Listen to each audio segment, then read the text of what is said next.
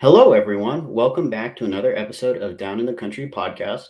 I'm your host, Dylan Reed, and today we are joined by another up and coming country music artist, Zach Hart. Thank you for your time today, Zach. Thank you for asking me to be here. I'm stoked. I'm stoked. We're gonna have fun. Yeah, no, we are.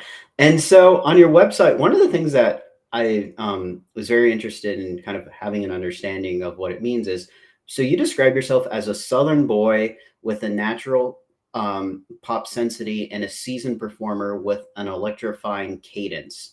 So, what does that mean to you, and how have you related when you first became a country music artist? Yeah. So first of all, my friends Leah and Dalton wrote my bio for me that I use for everything. So um, they're super nice for putting it that way. I do feel like it's truly representative of like me and my sound and like who I am as a person and artist, and kind of sums everything up, like the way that I write and the way that my music sounds. I'm from southeastern Kentucky, so my earliest memories of music were all bluegrass music and country music and gospel music and music from church, and that's the music that I fell in love with, and that's the music that made me realize that this is what I wanted to do. So I think that's the foundation of everything that I do is always going to be that. And it wasn't until I got a little bit older that I started to get into music kind of on the outskirts, or however you want to say, outside of country music. Because when I was 14, an album came out called Red by Taylor Swift, and it was actually a birthday present. The CD was for my 14th birthday, and I don't know what it was about the album at the time, because like I said, I was like 14. I knew I loved music and I loved performing music, and I was really trying to figure out how to write music and what I wanted to say as a 14-year-old, and how I was supposed to learn songwriting without really having much left to write about at the time, or at least that's the way I felt. So I don't really know what it was about that album that really was the first album in my entire life that I studied, like the production, the songwriting, the vocals, the instrumentation, the mixing, like everything about that album was just such a gateway to um, music outside of country for me. Even though whatever you want to call it, a pop influenced country album, country influenced pop album, whatever you want to call it, it was kind of what I needed, like as a bridge to like everything else, and like me like wanting to discover music outside of country music for myself. Because up to that point in my life, I really was just consuming all the music that was around me, like through the radio or whatever was playing in the car. I didn't drive, so whatever whatever was playing in the car at the time was the music that I was consuming. So I think growing up and falling in love with music through country music and bluegrass music and Christian music and stuff like that, that's always going to be the foundation of everything. But then as I got a little bit older, and late middle school or early high school, and started checking out what music was out there for myself beyond country music, I think that just in turn had an influence on me, had an influence on the person I was, the music that I like listening to and like discovering, and in turn my writing. And I think the foundation of everything is the songwriting. So definitely, like, that having a huge influence on my writing had an influence on everything else right after. So yeah, that's definitely the best way that I would describe them saying that in my bio for sure. But um yeah, they're super nice for saying that too. But I definitely felt like that was kind of the best way to sum up my music and what it sounded like. Yeah. Well, it's funny you mentioned that. So one of the things that I've really started to learn. So I'm originally from Texas. Okay. So it really depends. Country music is different, it seems, depending upon where you come from in the United States. So for in Texas, the first album that I can remember listening straight through was George Strait's 1997 "Carrying Your Love with Me," Okay. which is like a classic. And we still have, I think, somewhere like the actual hard disk of that album. Yeah. Um, and then like the song, because it seems like also too as well with artists, there's and people who are passionate about music, there's that one song that you have a very strong emotional connection to. And for me, it's I Hope You Dance by Leanne Womack, which was big Okay. in 2000, 2001. You know, kind of aging myself now when I say that because that song is about 25 years old now. Um, and then, you know, I listened to, you know, Mickey Gilley. I mean, it's not a sheer coincidence that all three of those artists are from Texas, but kind of go off what you were saying. It's interesting because, you know, and it's not bad, it's not good. It's, you know, it's just different. Like I'm starting to learn like country music, it's very hard to define it to one specific region or one specific sound or one specific style. Right. Yeah, and that's definitely for me. Being from southeastern Kentucky, I grew up. I don't know if you're like familiar with the geography of Kentucky and Tennessee, but I grew up in like an hour and a half, hour 15 minutes north of Knoxville, Tennessee. So kind of close to the Tennessee line. But I feel like growing up in Kentucky, bluegrass music is huge. Obviously, I think I've actually like seen a lot of people doing bluegrass here in Nashville. Actually saw Whiskey Jam a couple weeks ago, and they had a bluegrass group there. So it's definitely um, big outside of Kentucky as well. But I think specifically Kentucky is very we're known for bluegrass music, and that obviously had a huge impact on me. And that was some of the first music that, as I was becoming conscious, I was hearing for the first time.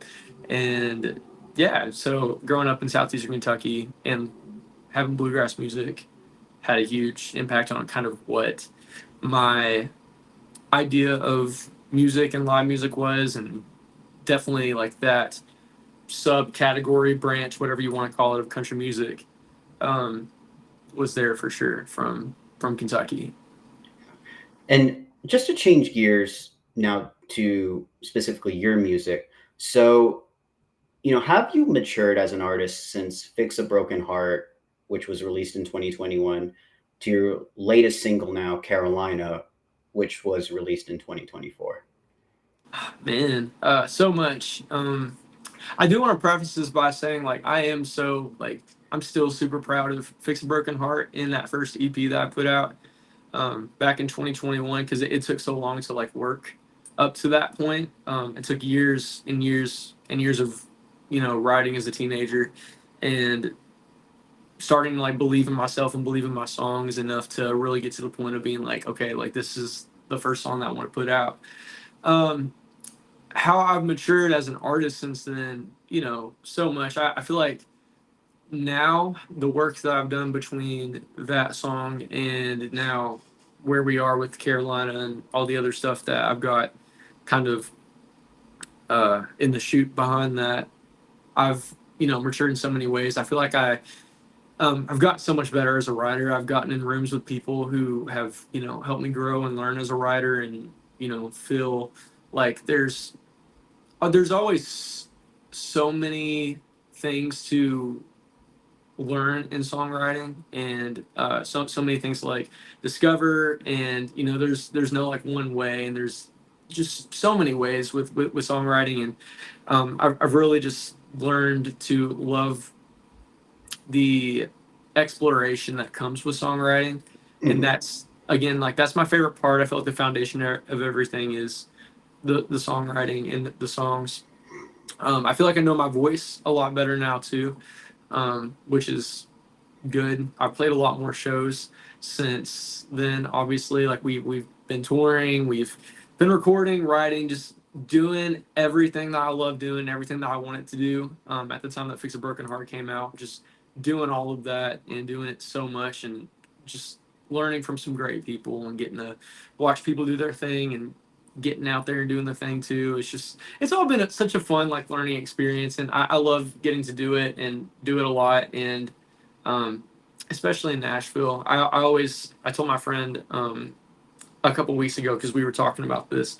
I love being in Nashville because you're always in a room full of people who are so much better than you, and some people can look at that as a bad thing, but I always take that as motivation and inspiration to just keep getting better because I love doing this. And I love watching other people do it, and it's the thing that I've loved my entire life. So being in Nashville especially has been like a huge um, thing that's kind of pushed along the progress and the, I guess, maturing as an artist for sure, because I've just gotten to learn so much from so many people, and I just love what I do so much more every single day. No, that's awesome, man. I really loved the Fix a Broken Heart video. Whoever did the Yeah. shooting of that and editing of that did a great job. Like one of the things that really stuck out to me was kind of the shots that were used. So like when, not to give too much of the video away, but like when Oh the no, we can camera give it away. We can set it up in a way. Like if you want to go watch it after this. Yeah, we can. well, when the camera went, there was a lot of close-up shots. So when you were singing, the lyrics, you start, well, for me, the lyrics and what you were feeling at that particular point in time really seemed like one collective unit. Like I didn't have to think of, well, what is he feeling based off of what he's saying? And in comparison, who the director, it was very nice kind of seeing those different kind of feelings where you kind of had the two girls and they looked like that they were having the time of their lives, like hanging out, eating pizza, running around Nashville, kind of compared to, the situation that you were in. And it was very, very, the composition of that entire video was very easy to follow. Dude, yeah, thank you. I appreciate that. The video was shot by my like longtime childhood friend Abigail Blake. She shot and directed the video. My friend Jess Miller was the love interest in the video. And yeah, we shot that video like all in one day over the course of like I think 6 hours. Like it was all done like while the sun was up at like the end of February, or I can't remember if it was end of February or early March, but it was all done like over the course of like 6 hours. And it was the first video that I'd ever done. So I'm happy that it ended up turning out as well as it did, because, like it was the very first time I ever kind of made any kind of performance video like that to anything or like to a song. So um, kind of doing like the whole like performance shot and everything for the first time, and getting kind of the story shots and everything down the way that we wanted to in that short amount of time. Abigail definitely did a great job of shooting that and editing that, and I'm happy that it turned out as well as it did, because doing that for a first time, you definitely feel kind of awkward Yeah. and kind of wonder the entire time if like what you're doing is like what you're supposed to be doing, and if you're doing enough or not, like if you're doing too much. So I'm happy that it turned out as well as it did, and I definitely owe most of that to Abigail. She did a great job on that video for sure. Yeah. Yeah. Cause it seemed like I'm no, you know, cinematographer or director, Yeah. but from what I gathered in that video is that kind of the straight shot on you kind of versus it looked like the camera was at a diagonal when the girls are being shot, and then kind of the back shot of them running. It felt like to me that, hey, you should be on Zach's side because of what he has experienced. Yeah. Well, I mean, the whole thing with the song was, at the time that I wrote it and put the song out, it was kind of, this whole thing, like, we're both heartbroken. We both have gone through this, terrible breakup with each other, and really kind of wanted, the guy side of things to kind of be like, you think that I've got everything figured out, you think that I feel so great, but really I feel like just as terrible as you do, and you're kind of doing a little bit of the same thing. You're sitting at home, you're watching TV, you're, just as heartbroken as I am, and it's just kind of trying to show the two different sides of that. And um, at the end of the day, it's heartbreak on both sides. So um, again, it was really cool to get to do the video and try and convey that, and I'm happy that it came across the way that it did. Since you provided such a fantastic introduction to what Fix a Broken Heart is about, do you mind if we just play a little clip for everyone? Yeah, for sure. Let's do it. Awesome. Let me get it out for everyone. Do. Super stoked. Yeah, me too. I love listening to myself.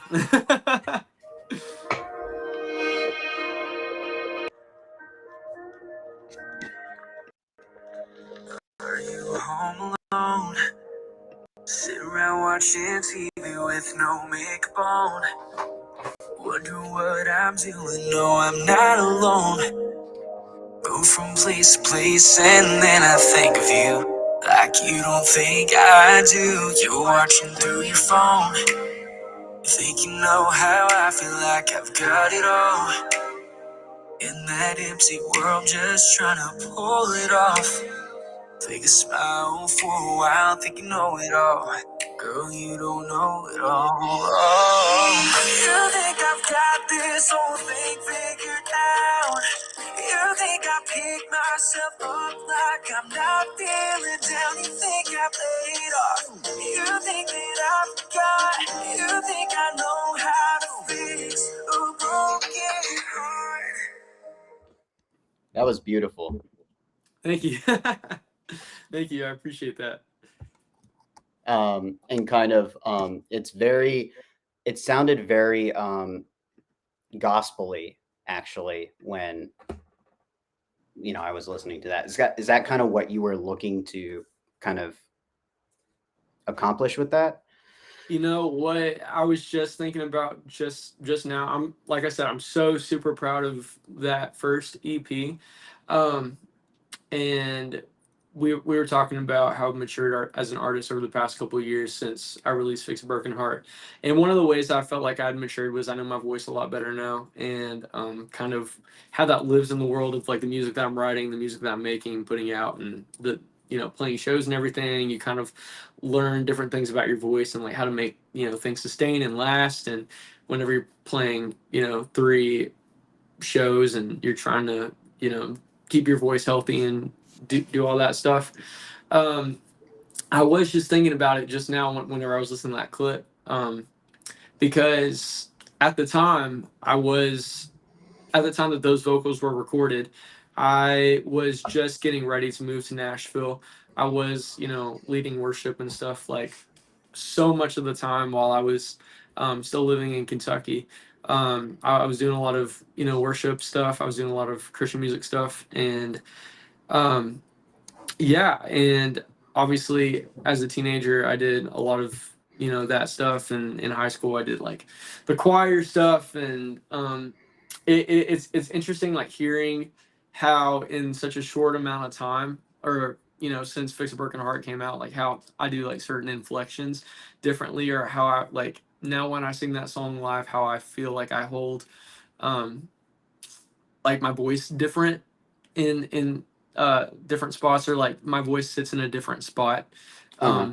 now, like in certain places whenever I sing that song live. So it is different, and yeah, I think it does definitely come from you know my voice at the time was very teenaged, and it was definitely a reflection of a lot of the stuff that I was doing at the time, which I was doing a lot of church stuff and a lot of worship stuff, and I feel like it's definitely uh, molded and shaped from that, and kind of just how you know playing shows so much over the past couple of years, and learning my voice a little bit more. And I use a mixed voice a lot, which is um, whenever I sing, that's like the middle ground between like a guy's like chest voice and his falsetto. Um, so yeah, it is different like hearing it back now, because I feel how I sing it now, and how like certain things are different, and like a reflection of how things are now and how I use my voice now. And that is definitely a reflection of everything that I was using my voice for most of the time, uh, back when that song was first recorded.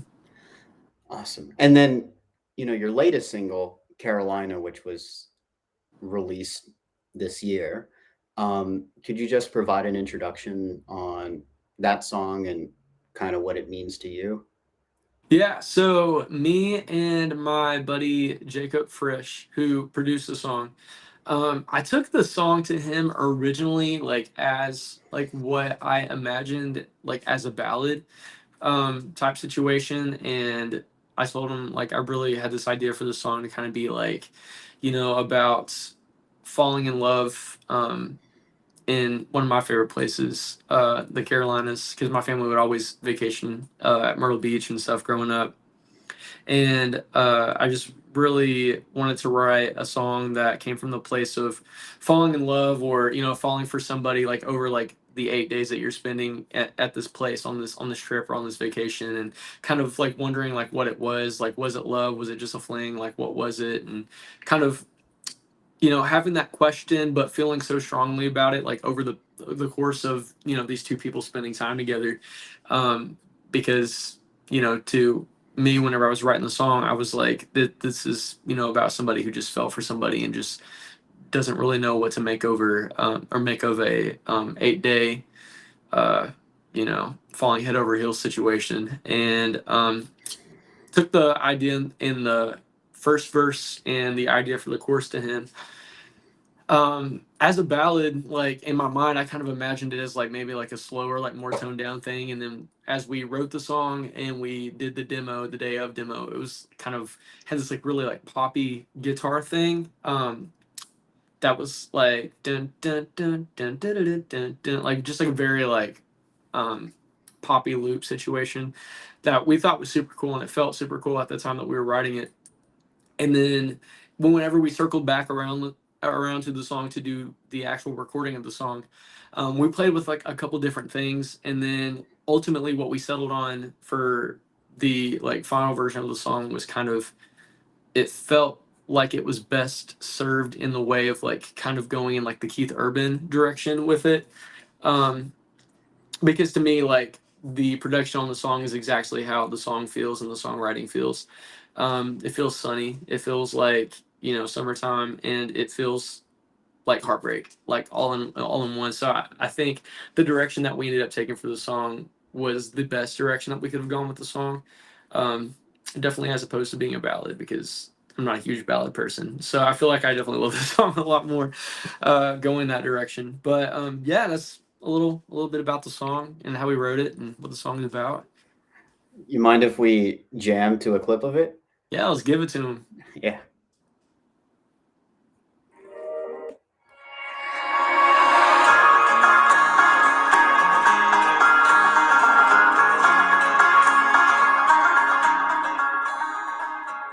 Tripping on the beach, didn't even unpack your bags.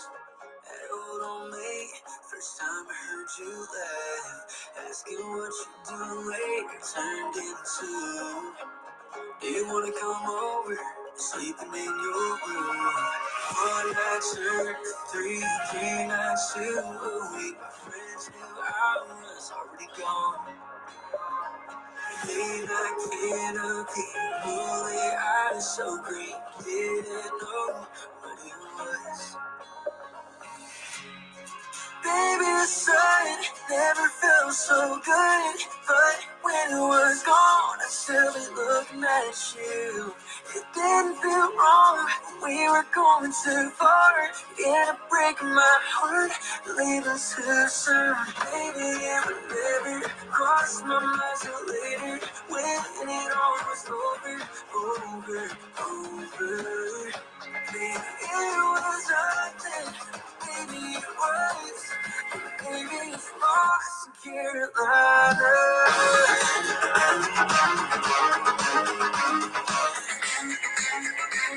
I just love that transition of, um, you kind of start off, it sounds like with mandolin, kind of a banjo type of feeling, and then you kind of start off, kind of with it's kind of plompy, kind of what you were saying, and Yep. then that transition over to it sounded like an acoustic electric guitar, or yeah, acoustic electric guitar, and then it like just slowly builds from there, and then it's like kind of reaches that climax. That's Yeah. really, that composition of that song was really cool. Yeah, it was really cool. Kind of figuring out the direction for that song production wise, and Jacob did a killer job taking the reins on that one for sure. Mm. And specifically, you know, s- one of the things I was very curious in learning more about are kind of your vocals. So they're inspired kind of with Vince Gill, with the edginess of Keith Urban.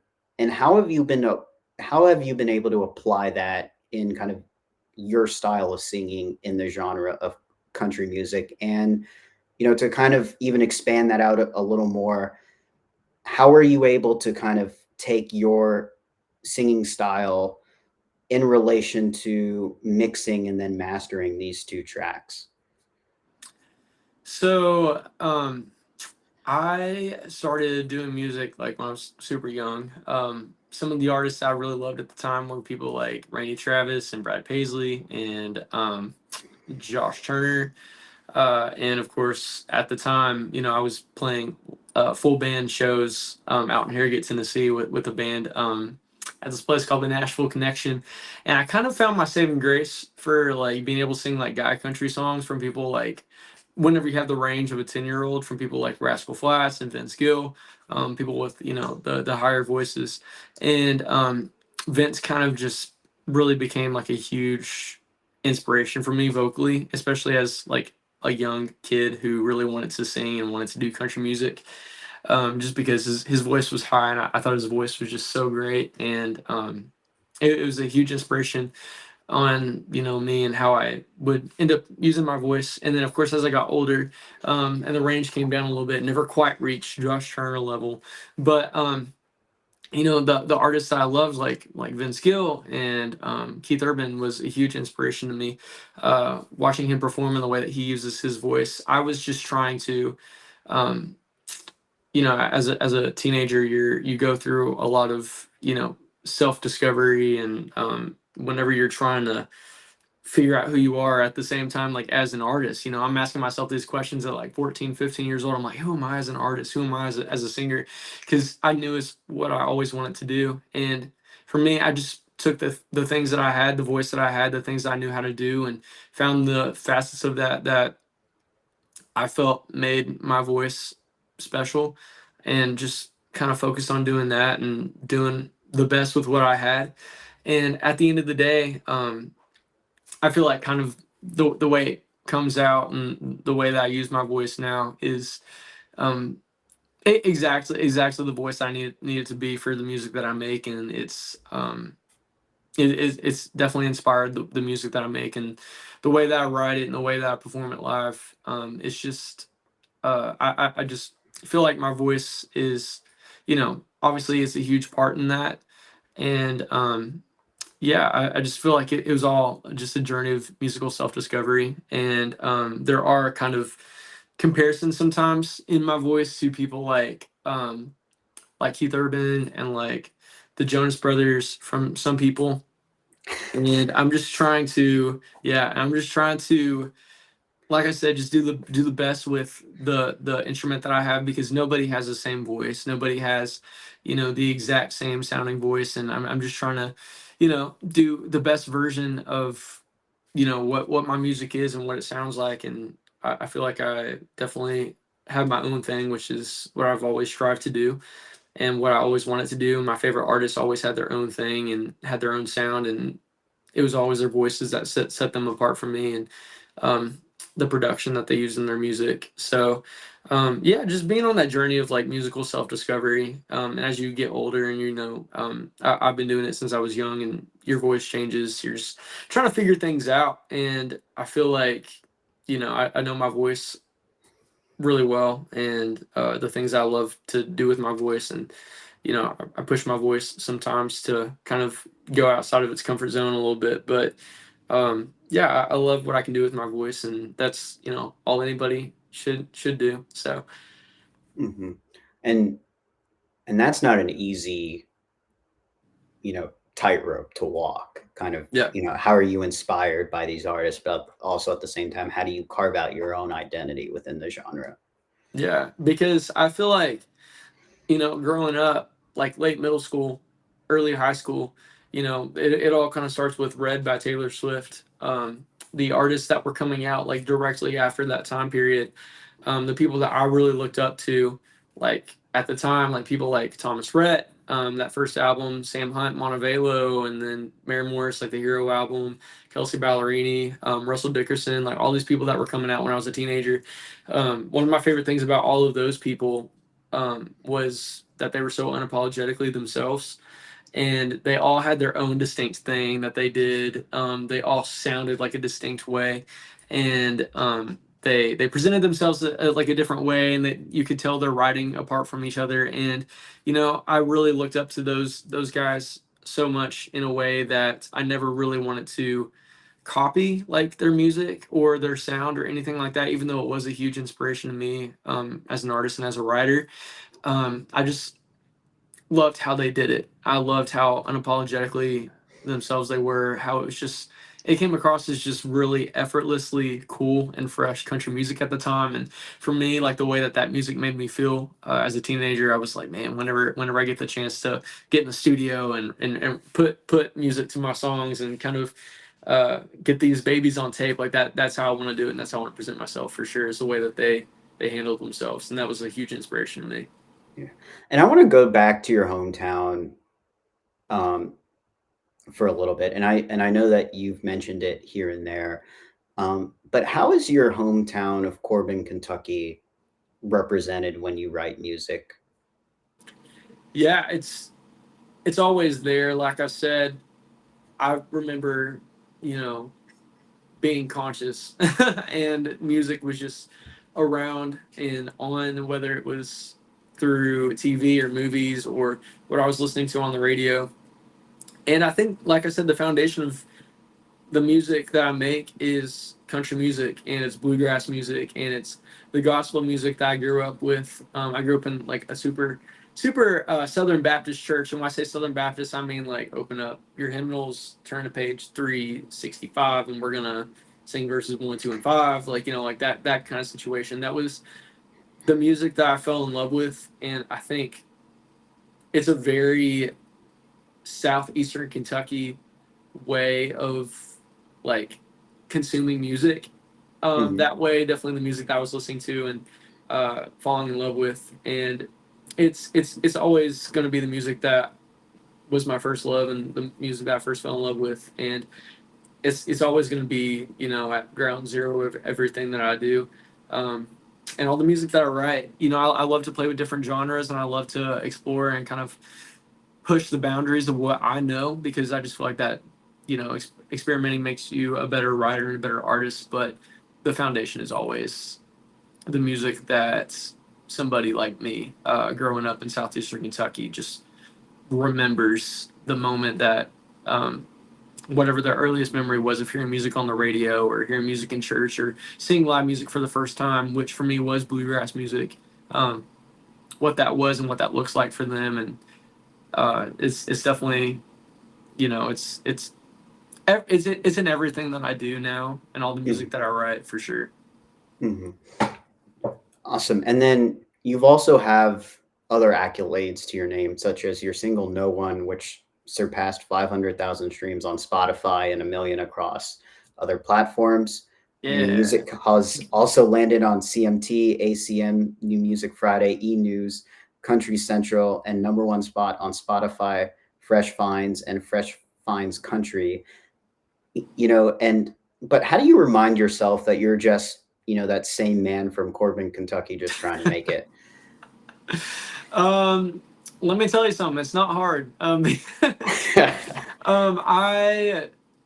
I definitely, I feel like you hear artists all the time kind of talk about like their what was their like I made it moment. And while I feel like I am far from having like that I made it moment, I'm still very appreciative and thankful for some of the really really cool things that have happened so far, because for me so many of those things like are encouragement that I need to like keep going and keep doing this. And it's it's the thing that I love. And especially growing up and falling in love with music and then moving to Nashville to pursue music, I think being here, you get pushed to the ground so many times.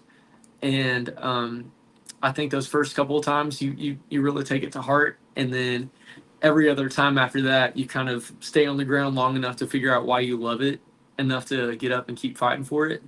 And I've done so much of that in the past 4 years of me living in Nashville, um, that stuff like this, like happening with all the Spotify stuff and all the streams and getting to go on tour and getting to you know getting rooms with people that I love as writers, and just be surrounded by so many great people and have all these things that I've always wanted to have. And I'm so thankful for all of it. Even though in the grand scheme of things, like I might feel like these are, very small stepping stones. Like at the end of the day, like looking back and just really kind of seeing like what God has done in this time and what um, I've been able to do with like the people that He's placed in my life. It's been so insane to like really kind of see the bigger picture of things, because I do sometimes feel like um, like when's like the big thing gonna happen? But I really do have to like remind myself of the stuff that has happened, because it's all really cool, and I'm super thankful that it has happened.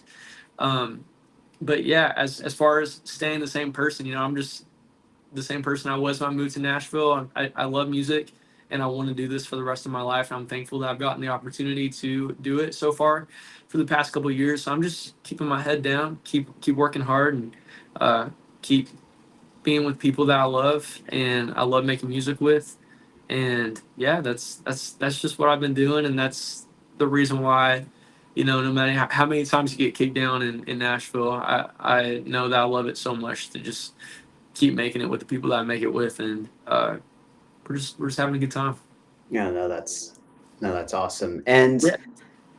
what I do love about your music in particular is that your choice of musical instruments are quite diverse, which range from banjos and acoustic guitars, just to name a few.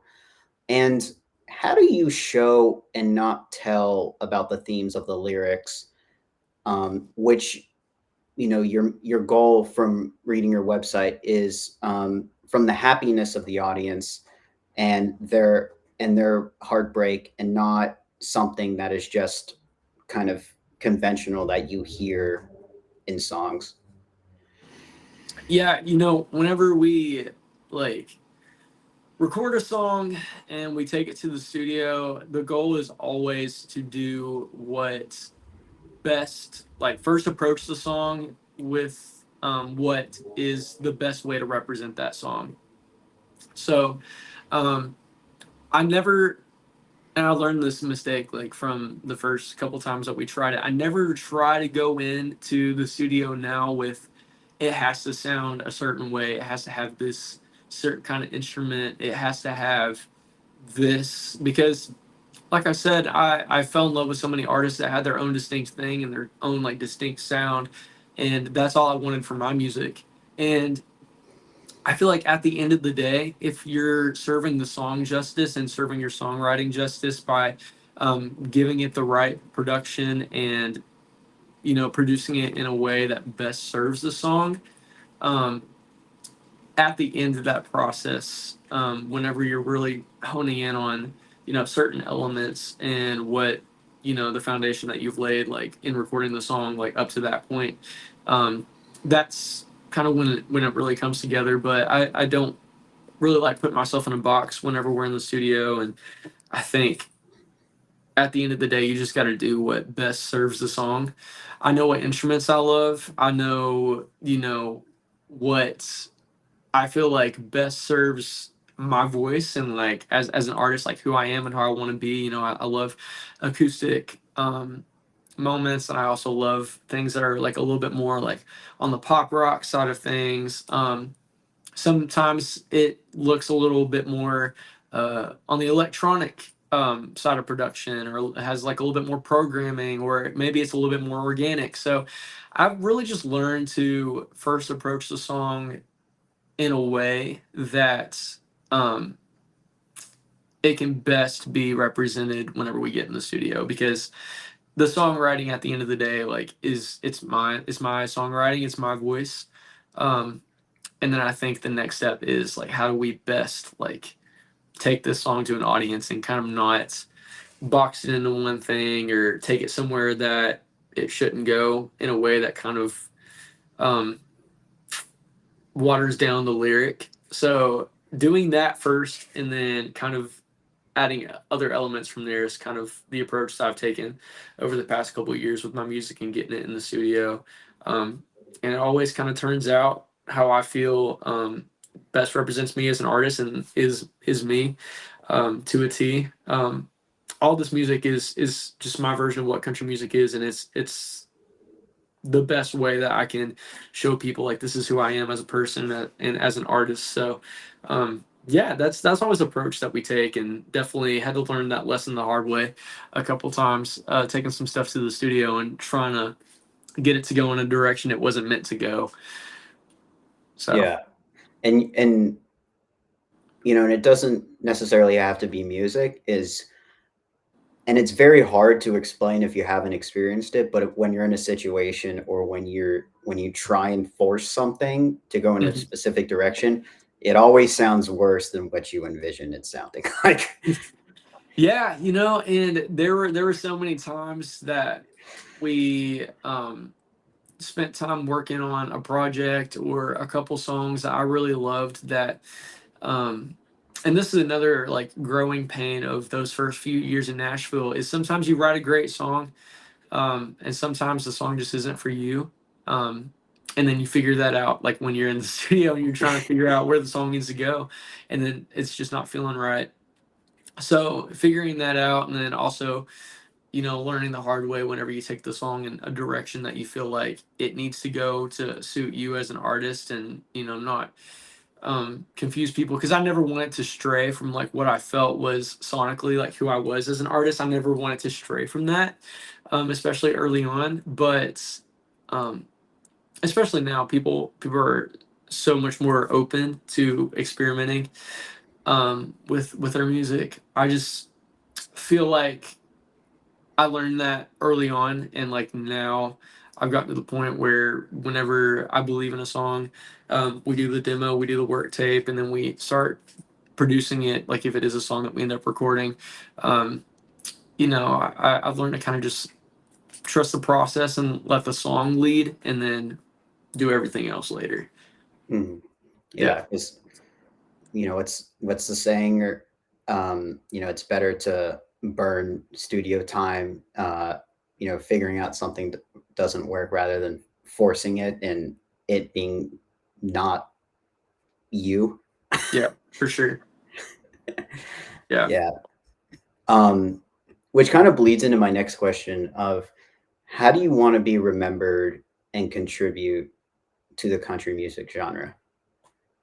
Man, I just wanna, you know, sing about what I know and just put that out in the world. And if you relate to it, you relate to it. And, those are the people that I want to make my music for, is the people who, love my music, can see themselves in my music, and feel like it relates to their life, their situationships, their heartbreak, their whatever it is they're going through. I kind of want my music to be that for them, because I had so many of those artists growing up that I would just hear their music, and I'm like, this is, whether it was about a heartbreak, or it was, in a way, escapism for me. That's why I want my music to be for other people. So the people who find my music and come across it, if it's your vibe and you relate to it, and you feel like this is, um, in a way kind of tells us a story similar to something that happened in your life, you're welcome. Come hang, come vibe for a little bit.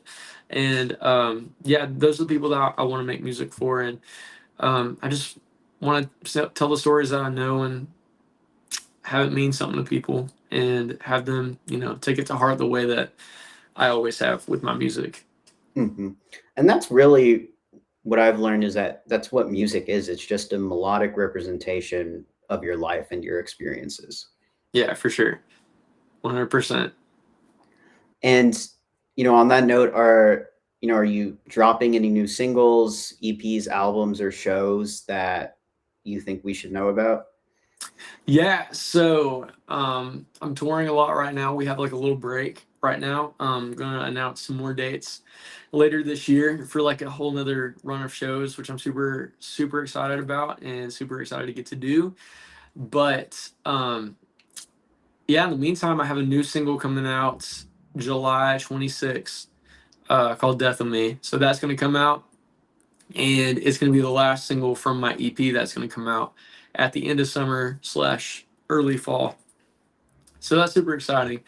And I have that coming out at the end of summer, and then we have Whiskey Jam this month in Nashville. get to make my Whiskey Jam debut, which I'm super excited about, and that's going to be, I think, July 17th, July 18th, whatever that Thursday is. So yeah, a lot of stuff that I'm super excited about, new music, shows, um, and of course just being in the studio and writing. It's my favorite thing to do. So yeah, a lot of stuff to be excited about and a lot of stuff to be thankful for, and we're doing the thing. So yeah, just if you want to hop on for the ride, follow me on social media, and I'll always be posting about that stuff. And I'm super excited to kind of be in the place where I'm at right now, where I'm really just sharing all this stuff with the world and getting to put it out there. And it's a super exciting time for sure right now. And great minds think alike. I was going to ask, where can people find more about you, Zach, and where could they listen to your music? Yeah, so I am Zach Hart, ZAC space HART. Everywhere you listen to music, Spotify, Apple, Amazon, YouTube, wherever it is you listen to music, you can find my stuff that way. And then I'm Zach Hart 9, ZACHART 9 on Instagram and TikTok. And of course, you can follow me on all other platforms like Facebook and Twitter, which is X now. And yeah, you can just find all my stuff all online. All my stuff is out there for you to check out. And like I said, if you want to follow me for the come along for the journey, you're more than welcome to. And I would love absolutely nothing more. So go just throw me a follow on Instagram and TikTok, and add my music to your library, and then force your friends to listen to it. That just means the absolute world to me if you want to do that. So Awesome. And be sure to subscribe to Down in the Country podcast on YouTube. We're also available on Spotify and Apple Podcasts too as well. And this is Dylan Reed signing off. Thank you so much again for your time, Zach. Thank you.